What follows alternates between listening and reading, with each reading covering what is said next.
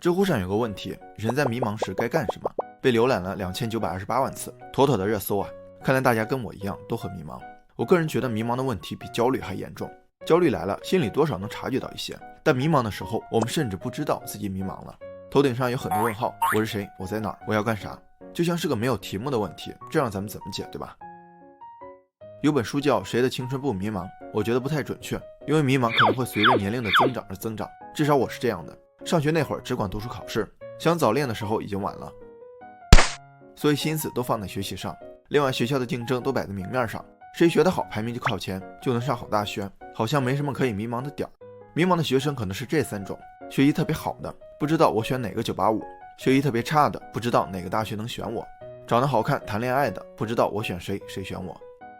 进入社会之后啊，迷茫会不断的冒出来，哪个行业挣钱多，同龄人怎么就甩开我了？事业家庭如何平衡？怎么在打工人、爱人、父母的角色中切换？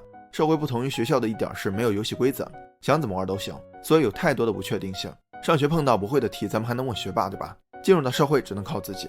当你发现自己的知识储备、经验阅历无法应付当下的问题，再加上愿景与现实的巨大落差，难免会出现有些现象想不通，有些纠结想不开，有些问题想不到，有些方法用不了的迷茫现象。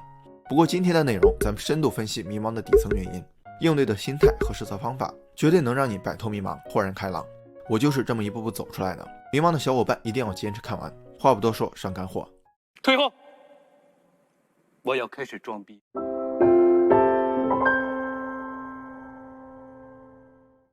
我发现一些鸡汤文里喜欢把迷茫说成是矫情，说迷茫就是因为自己懒惰无能、眼高手低，这纯粹是聋子拉二胡，胡扯。那些踌躇满志和努力上进是摆脱迷茫之后的结果，不是摆脱迷茫的方法，所以不能本末倒置。而迷茫的真正原因，我觉得是下面这个。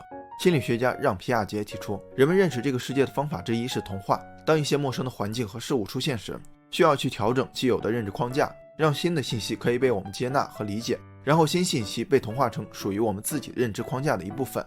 这就意味着我们接受新的信息，原有的认知框架就会被打破重建。本来这个过程就会带来心理上的排斥和不适，没有几个学生会发自内心的觉得学习使自己快乐，对吧？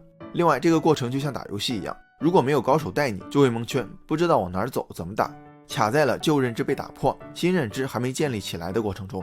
所以迷茫啊，就像人生被卡住了一样，不确定自己为什么要打破重建，重建的结果是什么，通过什么方法才能重建。不确定重建的结果是什么。上学的时候路是安排好的，但进入社会没人会系统的给你带路，最多只是只言片语的建议，你得去北上广，你得进大厂之类的，不仅无法起到引导作用，还会干扰自己的想法。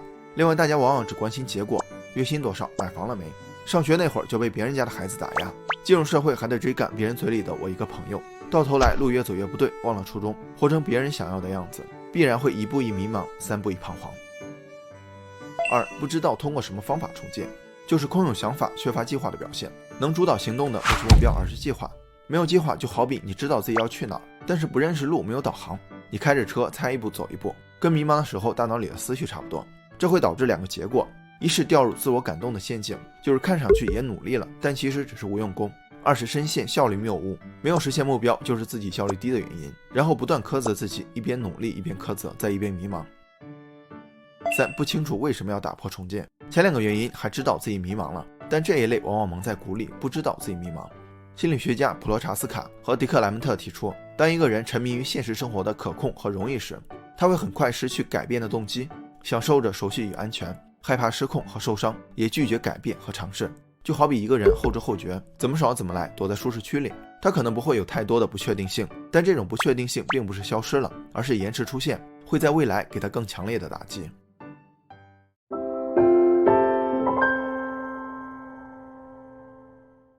迷茫不是失败的表现，谁都会迷茫。我有学习好的同学，收入高的朋友，他们也会经常跟我分享迷茫的经历，比如在职业上升期不知道继续留在原地还是跳槽。所以不要因为迷茫产生自卑焦虑的情绪，相反，迷茫过后就是一个新的开始。迷茫代表你接触到了新的信息，而接触新信息是成长的必经过程。当你把恐慌区变成学习区，再同化成自己的知识框架变成舒适区的时候，就像是游戏升级了一样，迷茫也消失了。另外，我们需要正确认识人生的发展过程，不是线性的，而是类似 S 型曲线，在引爆点之前需要不断积累，这个时候努力大于收获。就好像你打了很多怪，但是一直没有升级，就容易迷茫。这个过程没其他办法，只能笃信自己。过了引爆点就会有一段飞速成长期，你觉得当时并没有多么努力，但这是你之前努力的结果。最后一点是接受失败，失败的时候也容易迷茫，怀疑自己的选择和能力，甚至自暴自弃。举个例子啊，双减政策可以说给新东方致命一击，1500多个教学点关闭，俞敏洪把遗留下来的近8万套课桌椅都捐给了农村孩子，同时成立农业平台，通过直播帮助农产品销售。现在全网都敬他是条汉子，没人能一路成功，也不会有人一直失败，而决定拐点走势的就是当时的心态。